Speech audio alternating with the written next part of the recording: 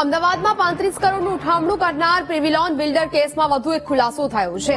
લોકોને ફ્લેટ અપાવવાના બહાને હિરેન કારિયાએ આશરે કરોડો રૂપિયાની છેતરપિંડી.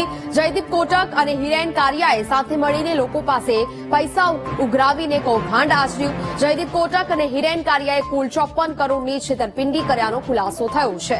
સમગ્ર કૌભાંડમાં મુખ્ય ભૂમિકા નિભાવનાર હિરેન કારિયાની પોલીસે ધરપકડ કરી છે. કૌભાંડની તપાસ માટે રચાયેલી એસઆઈટી લોકોના પૈસા પાછા અપાવવાની દિશામાં તપાસ કરી રહી છે. ફ્લેટ માટેનો પ્લોટ ધરણીધર બિલ્ડર અને ડાયાભાઈ પટેલના નામે હોવાનો ખુલાસો પણ થયો છે.